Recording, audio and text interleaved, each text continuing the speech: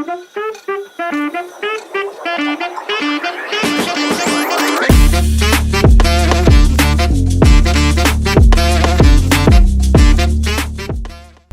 Karawang telah meluncing tahapan Pilkada Serentak 2024. Ayam Ciparage dipilih menjadi maskot Pilkada Karawang. Dengan harapan Pilkada tahun ini bukan hanya sekedar meningkatkan partisipasi pemilih, melainkan melahirkan kepemimpinan Karawang yang jauh lebih baik. Tentunya melalui Pilkada yang riang gembira. Inilah titik temu, menyambung cerita, menginspirasi harapan Pilkada Karawang 2024. Boleh.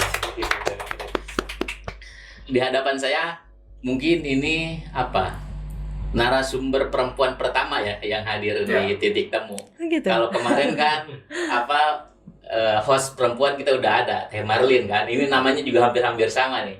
Di depan saya sudah ada Ketua KPU Karawang, Teh Mari Fitriana. Assalamualaikum Teh. Waalaikumsalam. Matur nuhun nih sudah diundang ke titik temu ini. Sehat kabarnya? Alhamdulillah. Harus sehat. Harus sehat. Suami, anak pada sehat semua? Alhamdulillah sehat. Saya kemarin sempat stalking juga kan. Iya. Dede Queen. Lulus DTA. Lulus DTA. Mau masuk SD berarti ya sekarang ya? Mau masuk SMP. Oh, masuk SMP. Oh iya. Insya Allah mondok lah. Ada semua Teh? Ada berapa Teh semua? Anak semua ada 5. Ada 5. Iya. Yang Dede Queen yang keberapa? Yang pertama. Yang pertama. Anak pertama. Anak pertama. Baru lulus SD. Deh begini. Langsung saja saya mau langsung sentuh ke pertanyaan pertama. Siap. Kenapa maskot Pilkada Karawang itu ayam Ciparage? Nah, pertanyaannya kenapa gitu ya? Kenapa ayam? Artinya ya? apa? Kenapa harus ayam gitu kan? Kan sebetulnya kalau secara kalau secara psikologis nggak ada hubungan sama pilkada yang gembira. Ayam itu apa filosofisnya kan gitu? Iya benar.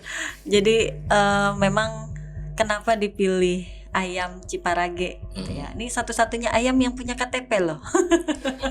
Karena saya dari Ciparage. Nah, ya, jadi ayam ini tentunya kan punya filosofis yang sebetulnya luar biasa gitu. Karena memang ayam asli dari daerah Ciparage gitu kan, tempuran sana, dan ini merupakan kalau dari sejarahnya ini katanya adalah ayam piaraan dari Raden Singaperbangsa gitu. Nah, ayam Ciparage ini merupakan ayam petarung oleh KPU semata, tapi ini merupakan hasil dari sayembara. Dikompetisikan waktu itu. Nah, untuk masyarakat umum. Untuk masyarakat umum. Jadi kami KPU buka gitu kan pendaftaran, dan itu ada begitu banyak pilihan yang masuk gitu. Nah, kenapa akhirnya kami menjatuhkan pilihan kepada ayam Ciparage ini ya karena tadi ada nilai historisnya gitu, selain nilai filosofisnya. Nah, akhirnya karena ada nama Ciparage-nya itu, maka kita buatlah kependekannya gitu, dari Cipa itu ciptakan pilkada aman. Rage-nya riang gembira. Rakyat gembira.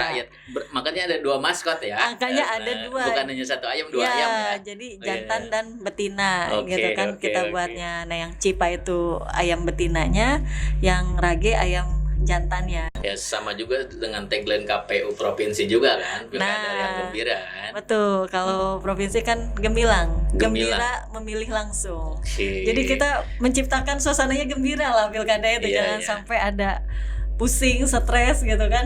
Oke. Hari ini KPU sedang melakukan tahapan apa pilkada ini? Nah, bulan ini tentunya akan menjadi bulan yang sibuk untuk pemutakhiran data pemilih. Jadi kalau misalkan di bulan Mei kemarin itu sampai di akhir Mei ya, dari sampai akhir Mei itu kita kan sibuk pembentukan badan ad hoc.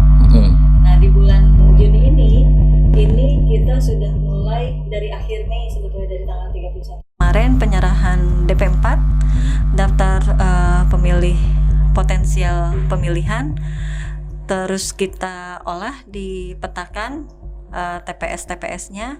Lalu kemudian nanti di tanggal 24 kita akan melakukan pelantikan Pantarlih sekaligus hari coklit pertama. 24 Juni. 24 Juni. Nah, kemarin itu tanggal 19 itu hari terakhir penerimaan pendaftaran Pantarlih.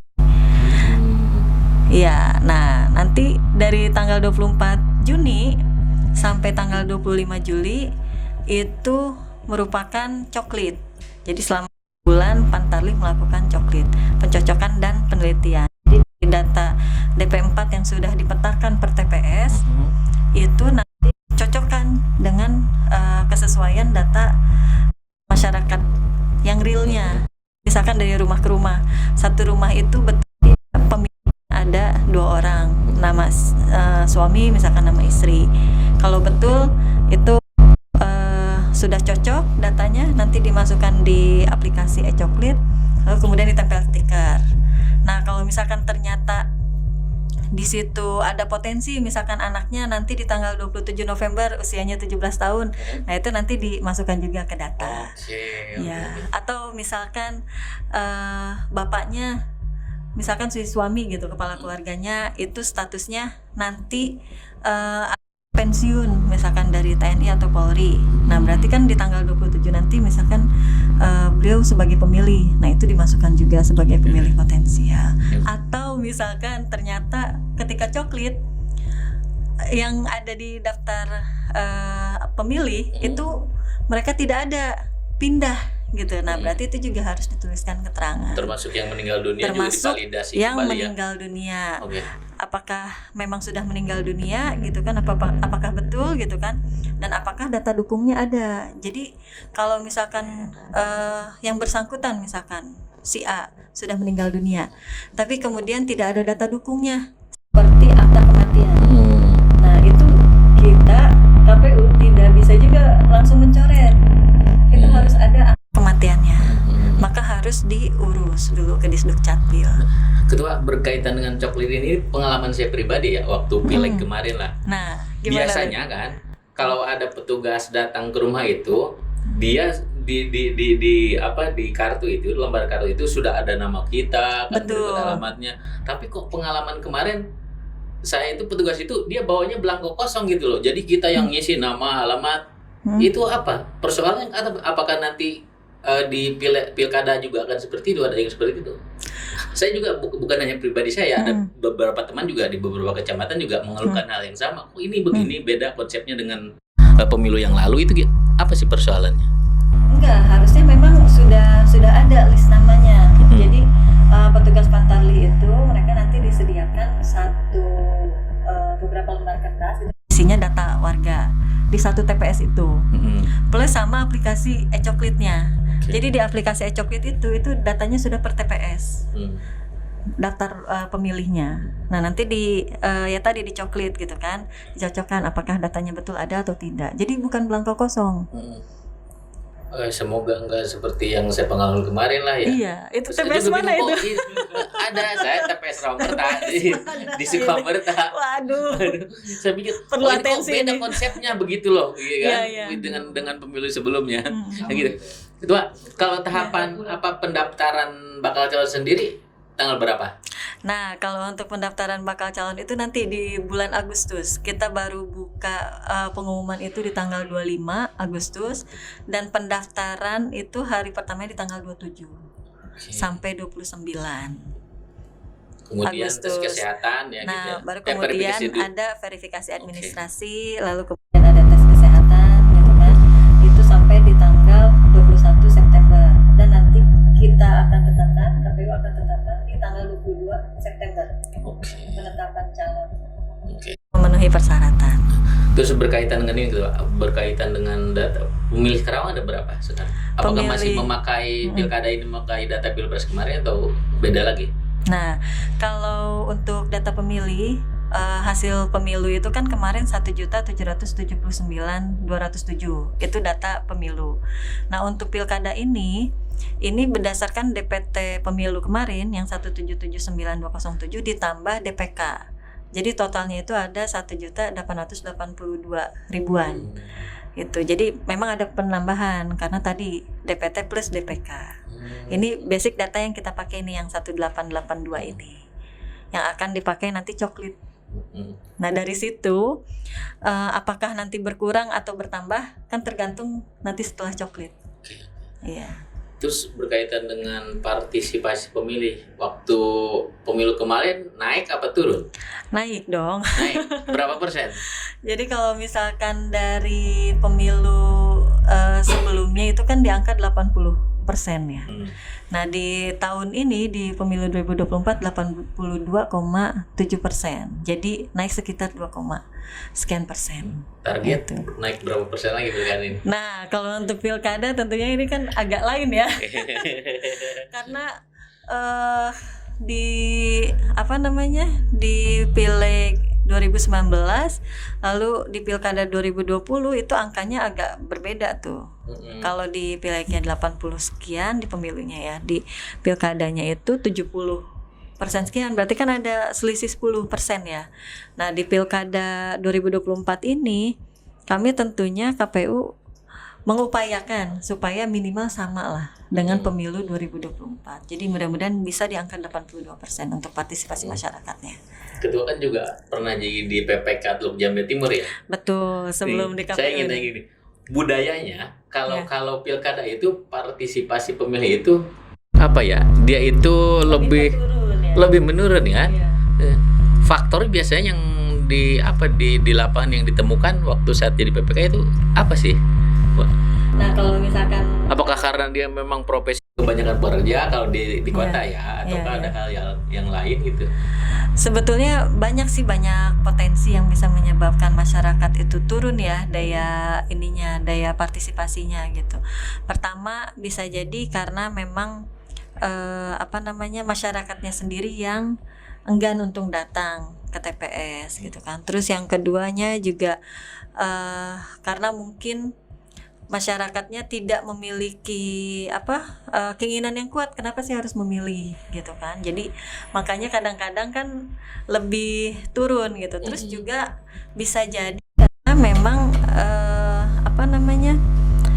informasi-informasi kaitan pilkada itu kurang sampai ke grassroots gitu. Jadi kalau misalkan seperti pemilu itu kan iklan, terus juga pemberitaan di televisi itu kan masif, gitu kan. Terus juga sosialisasi lebih masif dan lebih banyak yang mengkampanyekan, betul nggak? Betul nggak? Karena apalagi ketika dibarengkan dengan pileg. Iya, karena berbagai sisi dia pesta demokrasinya. Karena kan banyak kan yang menginformasikan, gitu kan. Ya caleg turun, partai turun, gitu kan. Terus juga paslon presidennya turun, gitu kan. Nah, ini agak berbeda dengan pilkada gitu, karena kalau pilkada kan dia calonnya cuma sedikit ya. Taruhlah misalkan pemilihan bupati misalkan 2 atau 3 pasang, berarti kan yang turun ya hanya pasangan itu plus sama partainya, sama tim suksesnya. Begitupun pemilihan gubernur, taruhlah 2 pasang atau 3 pasang, itu kan pasti yang turun juga hanya timnya hanya segitu gitu. Dan itu bisa jadi tim sukses pemilihan gubernur sama pemilihan bupati karena pilkadanya seret, bisa jadi sama juga timnya, ya kan? Iya. Berarti istilahnya potensi orang-orang yang mengkampanyekannya kan lebih sedikit. Nah, maka di situ ya perlu kerja yang lebih keras dari KPU supaya bisa menjangkau grassroots yang lebih dalam gitu masyarakat. Artinya kalau tingkat partisipasi pemilih pilkada itu lebih cenderung menurun ya, lebih cenderung menurun karena memang itu tadi beda dengan pilpres ya, karena faktornya itu tadi ya. Betul. Terus langkah KPU untuk mengantisipasi itu apa tuh? Sosialisasi biasanya dilakukan di mana aja sih untuk pilkada? Selain mungkin salah satunya podcast ini juga sosialisasi juga kan. Jadi sosialisasi. Selain itu apa aja tuh? Apakah pasang pamflet atau beliau di tempat-tempat ramai atau gimana? Ya, betul. Jadi banyak yang bisa kita isi ruang-ruang untuk sosialisasi itu ya, salah satunya ini seperti kita podcast hari ini di Titik Temu gitu kan. Ini kan menjadi sarana informasi juga gitu untuk masyarakat Kerawang. Jangan-jangan masyarakat Kerawang banyak yang belum tahu juga mau ada pilkada nanti di tanggal 27 November kan gitu ya. 27 November ya. Nah, gitu. Iya, tanggal 27 November 2024. Bukan 2025 terima. Iya, iya. Jadi apa namanya, begitu banyak ruang. Ini tadi salah satunya gitu ya, melalui media sosial juga, lalu juga media elektronik, media cetak gitu kan, itu bisa jadi satu bahan KPU gitu kan untuk mensosialisasikan. Lalu yang keduanya bisa juga melalui alat-alat peraga gitu kan, seperti spanduk gitu kan, baliho. Nah itu juga kami akan pasang juga gitu. Nah dari setiap tahapan, dari mulai kemarin pembentukan badan ad hoc itu KPU juga sudah banyak menurunkan spanduk gitu kan di tiap-tiap desa, di tiap-tiap kecamatan. Lalu kemudian per tahap ini pemutakhiran data pemilih nanti akan kami pasang juga di seluruh kantor desa dan kecamatan gitu. Nah lalu selain itu juga tentunya ada ruang-ruang sosialisasi, pertemuan-pertemuan gitu kan, entah itu seminar, entah itu bentuknya kegiatan gitu kan, entah itu bentuknya apapun lah, perlombaan dan lain sebagainya. Nah itu juga yang sedang kami desain gitu kan, karena di apa namanya, di sosialisasi dan pendidikan pemilih ini kan banyak basis yang harus kita sentuh gitu kan ya. Tadi basis pemula gitu kan, pemilih pemula, lalu juga basis anak-anak muda, milenial, Gen Z gitu kan, terus juga basis pemilih perempuan, basis pemilih disabilitas gitu kan, terus juga tokoh keagamaan gitu kan, basis keagamaan, basis adat dan lain sebagainya gitu. Jadi itu kan punya treatment khusus gitu kan yang mengena. Nah yang terpenting adalah tadi informasi bahwa pilkada ini akan dilaksanakan 27 November 2024 itu tersampaikan. Itu yang pertama. Terus yang keduanya juga kita menyadarkan kepada pemilih. Kenapa sih mereka harus memilih kan gitu ya? Kalau selama ini kan mereka ya udah milih gitu kan. Asal milih gitu. Padahal mereka tidak tahu dampak dari mereka memilih itu apa gitu kan.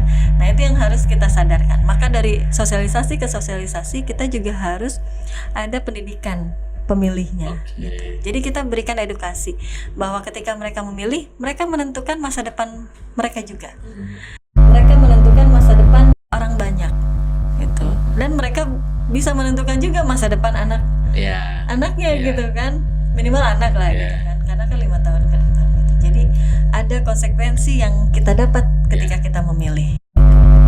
Pentingnya. Dan yang ketiga adalah menyadarkan mereka gitu, pemilih itu mereka sudah terdaftar belum sebagai pemilih gitu. Jangan-jangan ketika misalkan melakukan sosialisasi, jangan yang kita sosialisasikan itu mereka belum terdaftar sebagai pemilih kan, nanti gimana? Pilkada ada cek melalui aplikasi juga? Ada juga sama juga ya Pilpres kemarin ya. Kita bisa cek DPT online nantinya gitu setelah proses coklit ini gitu. Kita ada posisinya di TPS mana gitu kan. Kalau saya belum terdaftar nih di sini, itu gimana? Lapor ke TPS tempat atau gimana prosesnya? Atau pas hari pencoblosan cukup datang bawa KTP aja atau gimana? Nah itu, jadi lebih baik ketika misalkan kita sudah tahu bahwa kita tidak terdaftar, kita harus urus secepatnya.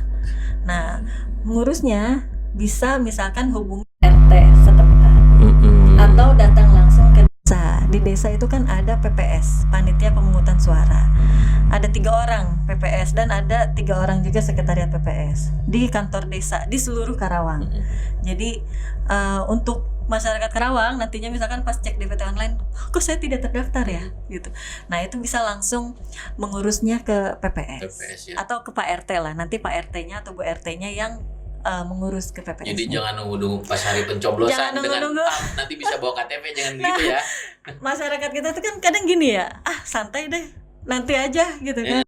Padahal kan ketika kita melakukan proses coklit tadi, itu kan kita mengukur seberapa banyak masyarakat yang akan menjadi pemilih. Nah dari data pemilih ini kita kan akan memproduksi logistik, surat suara. Betul. Kalau misalkan masyarakat yang pikir nanti aja deh santai gitu kan, hari H surat suara itu tentu ada. Iya betul. Gitu. Kalau misalnya begini, cepet. Kita mau ngurus tapi sibuk misalkan kerja di luar kota, itu gimana? Pas hari H belum terdaftar. Ya tinggal hubungi aja Pak RT-nya. Misalkan Enggak pas hari H, Ketua. pas hari H. Pas hari H. Apakah tetap masih bisa memilih dengan membawa KTP atau tidak bisa? Nah, itu bisa saja. Asalkan surat suaranya masih ada. Oke. Jadi itu gini. kendalanya ya. Jadi prinsipnya gini, kalau kami penyelenggara itu kan menerima saja. Misalkan nih, tiba-tiba ada orang yang datang ke KPPS. Bu, saya punya KTP di perumahan ini misalkan, di perumahan Bakti Praja misalkan. Saya KTP sini, saya bisa milih. Oke, kita terima. Tapi surat suaranya nunggu. Kalau misalkan ada sisa.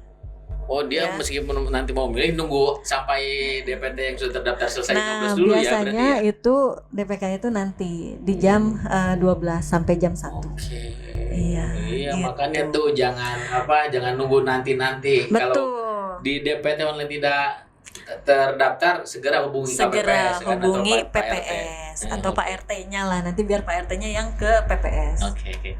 Ketua, Siap. untuk meningkatkan partisipasi pemilih nih, Anda nggak nanti TPS khusus bahasanya lah, kayak di RSUD atau di tempat-tempat publik seperti mall, ada nggak? Ataukah itu menjadi tugas atau kewajiban setiap KPPS di desa tersebut? Nah, kalau untuk TPS khusus seperti itu tidak ada. Yang ada lokasi khusus untuk TPS itu hanya di rumah lapas. Di Lapas 2A Karawang yang di Warung Bambu. Itu kita ada lokasi 2 TPS di situ untuk TPS khusus. Tapi kalau untuk rumah sakit itu kita akan treatmentnya itu TPS mobile. Oke. Ya, dan itu pun nantinya akan didata dulu gitu kan. Apakah misalkan karyawan rumah sakit atau dokter yang bekerja di rumah sakit itu tersebut pada hari H itu akan memilih di sana, itu berapa? Kan karena harus kami sediakan tadi surat suaranya gitu. Nah, itu akan ngambil dari mana gitu kan surat suara untuk TPS mobile itu gitu kan. Nah, nanti kan dari TPS sekitar rumah sakit misalkan RSUD. Itu kan di TPS sekitarnya, apakah di Galuh, apakah TPS dekat desa, kantor desa Sukaharjanya yang akan dipakai gitu kan, tergantung ketersediaan surat suaranya, seperti itu. Kalau misalkan saya sakit, saya kan warga Rawamerta nih ya. Iya. Sakit misalnya dirawat di RSUD, itu kan masuknya di desa Sukaluyu kan misalnya. Iya. Itu tetap bisa milih nggak melalui TPS di KPPS di desa Sukaluyu yang datang ke RSUD? Nah, kalau untuk pasien, ya ini karena kan itu harus mengurus itu maksimal ya kalau di pemilu kemarin. Kalau misalkan di pilkada ini kan kita juga lagi menunggu regulasinya nih. Apakah sama? Kalau sama, itu kan H-7 untuk mengurus pindah memilih itu. Ya, kan pindah memilih berarti karena beda desa. Nah, kalau misalkan kalau misalkan mengurus H-7 itu bisa. Nanti dikondisikan. Tapi kan pasien biasanya kan mobile kan, maksudnya paling juga 4 hari gitu kan, 5 hari misalkan. Kecil mungkin penyakit tertentu yang misalkan harus rawat inap gitu kan, itu bisa untuk difasilitasi asalkan memang sudah didaftarkan. Karena tadi prinsipnya ketersediaan suaranya. Suara ya. Ketua, ini boleh silakan nih, ini Bebetur and Travel. Bebetur punya Ambu ini halalan toyiban ini Ketua. Siap santai aja, kita minum aja dulu. Air jam karena Bebetur. Air doa ya. Siap, terima kasih banyak. Atur nun, Bebetur and Travel nih. Bismillah. Alhamdulillah. Lebih seger ya? Alhamdulillah. Kita lanjut nih. Siap. Berkaitan dengan kampanye akbar, kampanye terbuka. Pilkada tahun ini dilakukan lagi nggak di lapangan? Setiap pasangan calon itu berapa kali kampanye terbuka sih? Nah, untuk kampanye terbuka nanti kan kami sambil menunggu KPT-nya ya. Biasanya KPU itu karena gini, pilkada ini kan kita laksanakan serentak di seluruh Indonesia. Maka aturan-aturannya itu langsung dari KPU RI. Jadi nanti ada keputusan dari KPU RI kaitan kampanye itu. Nanti akan dilakukan rapat koordinasi di provinsi. Ya kan itu harus disesuaikan jadwalnya gitu kan. Karena kan kita dua nih jadinya kan, pemilihan gubernur, pemilihan bupati dan wakil bupati. Maka agenda kampanyenya pun kan harus diselaraskan.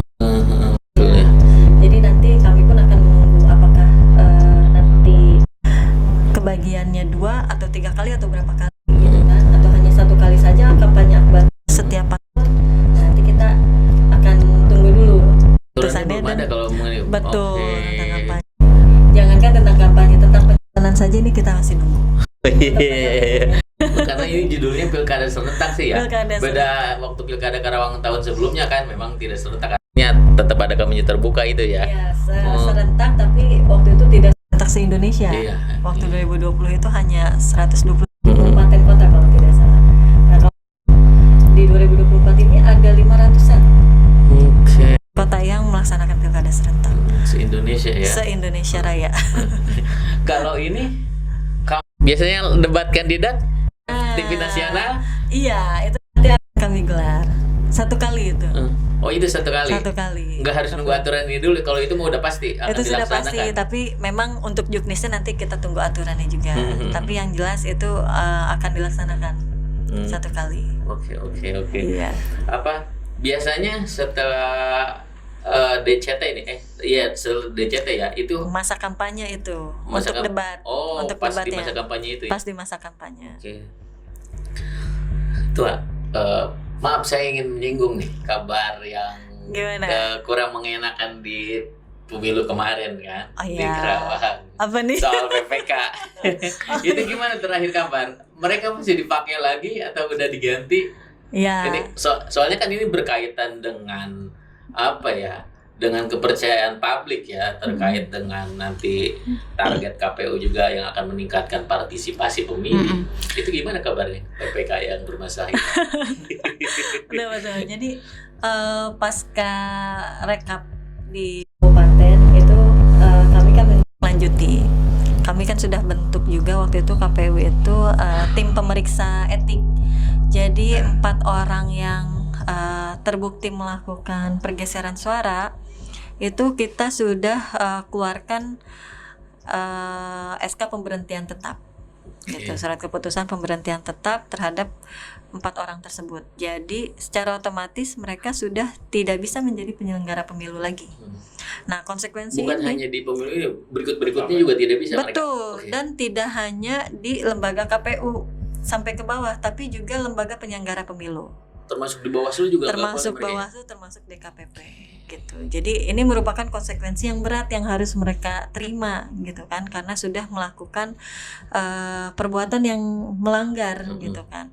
Nah, otomatis kan karena memang sudah diberhentikan tetap dan konsekuensinya seperti itu, maka di Pilkada 2024 ini mereka ya tidak menjadi PPK lagi. Artinya Seperti yang itu. ada hari ini orang-orang baru lah ya. Iya.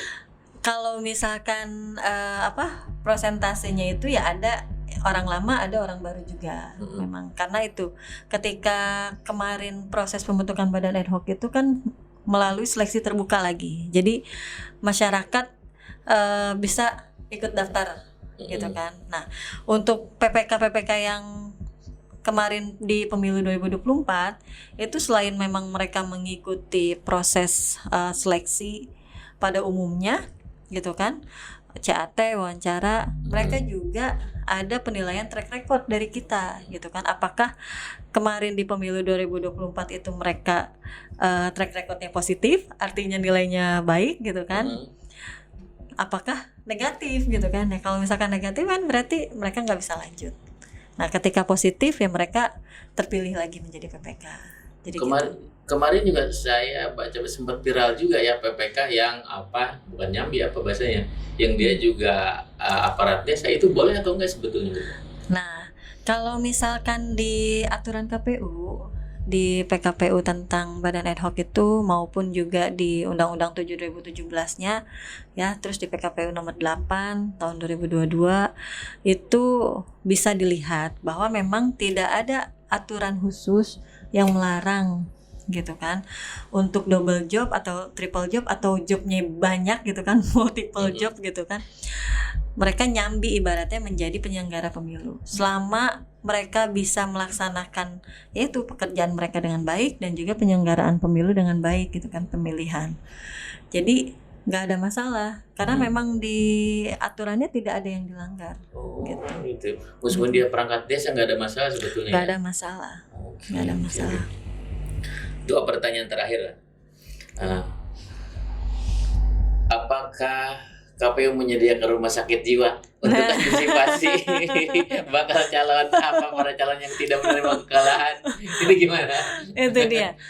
Kalau untuk hal ini nanti kami akan koordinasi tentunya dengan pihak pemerintah daerah karena kan kalau dari KPU sendiri tidak ada untuk menyediakan rumah sakit gitu Di kan. dalam aturan juga tidak ada itu. Tidak ada. Oke. Nah nanti kita bisa koordinasikan dengan pemerintah daerah. Nanti mungkin pemerintah daerah bisa untuk hal tersebut. Oke. Karena memang kemarin juga saat pemilu ada beberapa memang yang WA gitu kan. Bu katanya ini tolong katanya saudara saya. Karena kan kejadian pilek Ngelamun kemarin aja, beberapa daerah juga saya lihat di berita TV nasional ada juga kan Iya. yang tidak menerima kekalahan akhirnya menjadi gila kan. Ya semoga aja pilkada Karawang tidak seperti itu ya. Mudah-mudahan tidak ada yang seperti itu gitu. Oke, ketua satu lagi pertanyaan, Siap. pertanyaan lagi berkaitan dengan calon ASN. Ya saya tidak mau menyebutkan siapa calonnya ya takutnya nanti ada interest pribadi atau anggapan Iya. yang tidak. Kalau ini aja, kalau calon dia berstatus sebagai ASN, itu aturannya gimana? Apakah dia harus mundur sebelum daftar ke KPU? Ataukah harus ada surat misalkan dari kementerian bahwa dia sudah mengundurkan diri atau gimana itu? Nah itu kalau misalkan di aturannya ketika kalau di bahasa redaksinya kan begini, calon itu yang berstatus ASN itu mengundurkan diri saat sudah ditetapkan sebagai calon. Nah itu harus keluar tuh suratnya, Surat apa? surat keterangan bahwa beliau sudah mengundurkan diri. Bukan surat pengunduran diri pribadinya, bukan? Bukan. Nah, surat pengunduran diri pribadinya itu bisa dijadikan persyaratan, termasuk tanda terimanya itu saat Oh, daftar. daftar gitu. Tapi pengunduran dirinya itu saat ditetapkan. Karena kan memang proses pengunduran diri ASN itu pasti lama kan? Ya. Lama gitu. Nah, maka dari itu di redaksinya seperti itu. Mereka bisa mengundurkan dirinya setelah ditetapkan sebagai calon. Oke. Jadi keluar suratnya lah dari kementerian atau lembaga yang mengeluarkan surat yang mengeluarkan pengunduran diri ASN tersebut gitu. Tapi kalau surat pengajuan pengunduran diri dan tanda terimanya itu harus disampaikan saat mendaftar. Nah, kemudian kemarin sempat agak ramai juga ya. Karena kan ini ASN ini agak lumayan panas juga. Ada beberapa sih yang KPU pantau gitu. Beberapa orang ASN yang memang sedang melakukan pendekatan gitu kan dengan partai-partai. Nah, itu kalau misalkan kita melihat di aturan Komisi Aparatur Sipil Negaranya yang nomor 6 tahun 2023 itu ada di poin 2-nya itu bahwa ketika misalkan ASN tersebut melakukan pendekatan-pendekatan ke partai politik ataupun ke masyarakat yang di situ ada termasuk niatan untuk mencalonkan, itu harusnya mengajukan cuti di luar tanggungan gitu harusnya. Nah itu mungkin yang memang harus diperhatikan gitu untuk para ASN yang ingin mendaftar nantinya sebagai calon Ya meskipun bupati. sebetulnya bahwa itu bukan ranah KPU ya. Sebetulnya itu bukan ranah KPU. Ranah sebetulnya. KSN lah bagian Iya. indisipliner PNS itu ya. Betul. Itu bukan ranah KPU Jadi lah yang KPU mengeluarkan itu sanksinya. ranahnya pada saat pendaftaran ya. Pada untuk saat penetapan pendaftaran. daftar calon tetap aja ya itu ya. Betul. Oke. Makanya kami menginformasikan karena memang kemarin banyak yang bertanya aja. Itu bukan ranah KPU untuk mengeluarkan sanksi atau dan lain sebagainya karena belum sebagai calon kan, Iya, gitu iya, kan. iya. Tapi itu ranah lembaga yang lain. Ya sempet ramai juga kemarin tuh, dengerin tuh, itu bukan ranahnya KPU kan. Waduh. KPU hanya pada saat pendaftaran calon dan kemudian penetapan calon ya. Betul, Gitu. betul. Oke, terima kasih Ketua. Nggak terasa udah 45 menit nih kita berbincang hari ini. Padahal berasa baru 5 menit ya. Enggak. Apa tuh? Ada request apa tadi? Iya, iya, iya. Oh, katanya bahas soal keluarga karena sekarang pasti sibuk. Ada komplain dari anak nggak atau suami? Ada request dari tim kreatif. Gimana? Iya, betul. Mama sibuk mulu nih, kapan nganterin adik sekolah kan gitu. Iya, betul sekali. Nah, itu dia. Artinya kan tetap ada prioritas ya. Di waktu-waktu tertentu pasti ada prioritas harus mengutamakan keluarga gitu kan. Tapi memang semenjak jadi ketua KPU ini waktu pasti tersita banget gitu kan untuk ngurusin negara. Jadi memang kalau awal-awal karena memang kan sudah dijelaskan. Jadi dengan suami itu ngobrol itu udah dari 2022 kayaknya. Dari 2022 itu Mari udah sampaikan ke suami itu bahwa nanti di 2023 itu akan ada seleksi KPU. Mari udah bilang gitu kan. Boleh ikutan gak Pi gitu kan. Nah, konsekuensinya pasti itu akan sibuk banget tuh, apalagi dari pemilu nyambung ke pilkada gitu kan, kata gitu. Punten dulu, kalau suami orang politik juga bukan? Bukan. Suami bukan orang politik. Nah, makanya perlu menjelaskan yang agak lumayan panjang gitu ke beliau gitu kan. Konsekuensinya pasti gini kita sampaikan gitu kan. Nah, terus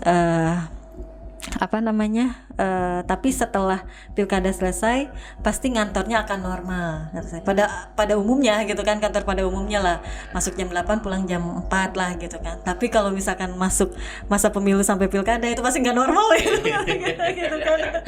Bisa jadi sarang pulang gitu kan, kita sampaikan seperti itu ya. Suami terima alhamdulillahnya gitu, dan beliau support gitu kan. Nah, terima nggak? Anak kita jelaskannya perlu lebih ini lagi gitu kan, apalagi anak yang dua yang paling kecil nih, yang umur 4 tahun sama yang umur 2 tahun gitu kan. Nah, makanya di waktu-waktu tertentu kadang mereka ikut ke kantor. Oke, iya. Diajak ke kantor ya. Diajak ke kantor biar gitu tahu kan kesibukan maminya seperti iya, apa gitu kan. Terus juga pernah beberapa kali ya ikut juga kadang agenda keluar gitu kan. Jadi memang itu dia, tetap harus ada prioritas pastinya. Di waktu-waktu tertentu harus keluarga lah yang diutamakan gitu kan. Dan itu dia, tinggal memberikan pengertian gitu, artinya saling pengertian gitu kan sama suami terus sama anak-anak. Nah, yang paling terpentingnya adalah ketika ketemu ya udah itu waktunya kita sama anak gitu. Kayak misalkan udah nyampe rumah ya udah tuh HP di ini dulu gitu kan sama anak gitu. Seperti itu sih. Begitu, lu pasti tahu juga, apalagi tuh. Seberapa sering katanya bertemu sama anak. Seberapa sering betul. Gitu tuh. Silakan lah Mas, sudah nanya. Pengen tahu banget apa pengen tahu aja gitu kan. Iya, ini pertanyaan yang sensitif memang. Nah, ini sebetulnya pertanyaannya karena memang kitanya yang perempuan ya. Iya. Kalau ke lelaki ada nggak pertanyaan seperti ini? Kayaknya enggak ada. Ini request khusus tim kreatif aja nih, karena narasumbernya perempuan kan. Iya. Gimana tuh? Iya. Kalau ketemu sama anak pasti intensitasnya sangat berkurang banyak. Sangat berkurang banyak. Tapi kan hari ini kita dimudahkan dengan teknologi yang makin canggih. Jadi kita bisa video call kapan aja dengan anak. Misalkan di luar rapat apa segala macam gitu kan. Itu pasti kita sering komunikasi gitu. Apalagi apa sih hal yang dirindukan dari anak? Betul. Terakhir ya. Nih gue kasih tahu, habis ini ketua mau jemput mau antar anaknya ambil rapot. Itu persoalannya. Terakhirnya ketua itu hal yang dirindukan dari anak katanya. Iya. Nah, makanya kita jadwal podcast ini kan harusnya jam 1 ya. Kita minta diawalkan karena bentrok sama ngambil rapot. Itu ada prioritas lah kita untuk anak-anak gitu. Hal yang dirindukan dari anak ya pastinya quality time tadi ya. Maka pas waktu ketemu ya udah kita berusaha semaksimal mungkin ya waktu kita memang buat mereka gitu. Gitu sih. Cukup? Cukup. Siap. Ketua, terakhir saya berikan kesempatan untuk closing statement Pilkada Karawang 2024 untuk meningkatkan partisipasi pemilih. Apa yang kira-kira harus disampaikan kepada masyarakat? Ya, ada 3 pesan nih buat yang pertama buat pemilih di Kabupaten Karawang, pastikan Anda terdaftar sebagai pemilih. Ini waktu coklit dari tanggal 24 Juni sampai 25 Juli. Manfaatkan. Kalau misalkan Anda belum didatangi oleh petugas Pantarli, pastikan Anda menghubungi RT atau RW setempat gitu. Pastikan Anda terdaftar sebagai pemilih gitu. Nah, jangan lupa juga nanti tanggal 27 November 2024 untuk datang ke TPS dan memilih. Yang kedua, ini pesan untuk semua politisi yang ada di Karawang gitu kan, baik yang akan nanti mendaftarkan diri sebagai pasangan calon maupun para pendukungnya gitu kan. Kita sama-sama jaga kondisivitas di Karawang. Semoga pilkada di Karawang berjalan dengan aman. Dan tentunya yang terakhir ini untuk penyelenggara pemilu pilkada gitu ya. Semuanya baik PPK, PPS, petugas Pantarli maupun nanti KPPS. Tetap jaga semangatnya, jaga kesehatan dan juga jaga keselamatan diri masing-masing. Tetap semangat. Nah. Oke, boleh tepuk tangan. Atur nuhun Ketua, nggak terasa nih ada pertanyaan tambahan sampai hampir sejam nih. Atur nuhun Ketua kehadirannya. Kita bisa berjumpa kembali kan di lain kesempatan, mungkin nanti Siap. di kegiatan KPU yang lain ya.